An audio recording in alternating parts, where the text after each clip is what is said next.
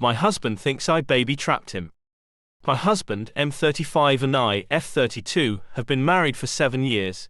He lived next door and we just clicked. It was like a fairy tale. One thing I have always thought made our marriage so strong was our friendship with each other and our trust in one another, although now my husband seems to think otherwise. Recently my husband found out that his friend, Jeff, M34, has been baby trapped. Basically, Jeff's wife, F32, stopped taking the pill and fell pregnant a few months into their relationship, and only came clean after the wedding. Jeff came from a very conservative family, which his wife knew, and so he felt obligated to marry her after the pregnancy. Unfortunately, he also now feels obligated to stay regardless of the clearly messed up dynamic because he feels that he has made a vow and will stick by his wife and child. My husband, for some reason, has been really rattled by this. I am currently 4 months pregnant with our first, and my husband asked me yesterday if I was trying to baby trap him. I first laughed because I honestly thought it was a joke. He was dead serious and doubled down, so I told him that we have already been married for 7 years, and a baby was not going to trap him any more than he already is. My husband did not like that answer, and said that there was no time limit on baby trapping, and that my intentions were clearly not pure given how I was acting as if his concerns were a joke. He said he had trusted me in the past, but me laughing in his face gave him no reason to trust me now. I did not really know what he wanted or how I was meant to respond, and I said we should talk about this in the morning. Today I woke up and my husband was gone, but I did have a nasty text from his brother, M28, saying that I had forced my husband into this pregnancy, despite it having been a joint decision. My husband is MIA and not responding to calls or texts, and now I am wondering how on earth to go forward. Any advice is appreciated. Not sure if I am allowed to post in here again, but I wanted to quickly update everyone who was kind enough to give me some advice. I didn't respond to anyone because my post was locked quite quickly, but I have read every single comment and message. I am very grateful. I realized while I was reading the comments that everyone was right. I wasn't angry enough. My husband had insulted me and our marriage in a very hurtful way, and it just didn't really register for a while. I was so confused and upset that it didn't occur to me to be angry, but I think everything just needed to sink in. In the meantime, I called my best friend, F31, who's been such a rock in my life. She came over with some chocolate, and was furious when she heard. She called her husband, M34, to the house after I had gotten everything out of my system.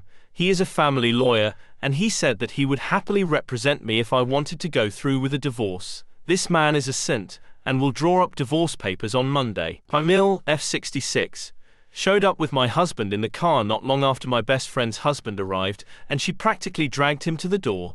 My Mill said that he had showed up at theirs late last night, saying that he was certain that I was using the baby to trap him. Fortunately, my Mill is a smart woman, and absolutely tore him a new one before dragging him to the house today to apologize. My worm of a husband did not look me in the eye the entire time, but said that he was scared about becoming a dad, and projected his fears onto me.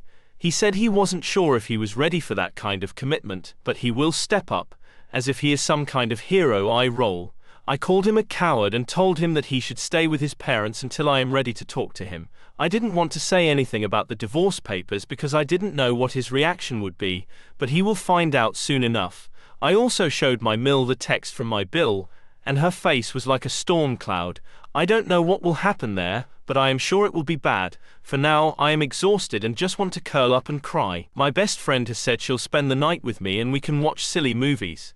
I have also made an appointment with a therapist for next week, but for now I just need to rest.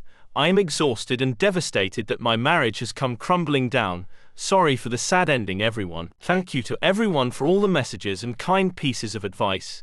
I have received so many requests for an update, so I thought I would quickly post and let you all know how I am doing.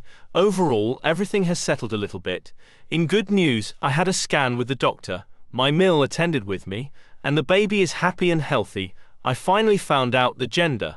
I am having a little girl. I am over the moon. My Mill was a gem and was so touched that I had included her in the scan.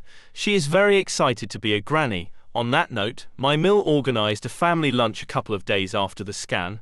I was a little reluctant, but I knew that she had good intentions and wouldn't do anything to make matters worse. When I arrived, my husband and Bill were there, along with my Phil, M70, and Mill. It was quite awkward until my Mill asked if anyone had anything to say. My Bill spoke first and apologized for his awful text, saying that he was swept up in the moment and wanted to support his brother. I explained how hurtful it had been to receive such a nasty and vindictive message, and that he knew as well as anyone that my husband and I had been trying for almost a year. He hung his head and mumbled something. That was pretty much the last I heard out of him for the afternoon. Next, my Mill looked quite pointedly at my husband, but he actively avoided anyone's eyes. Eventually she spoke up and announced that my husband would no longer be welcome to stay in their house.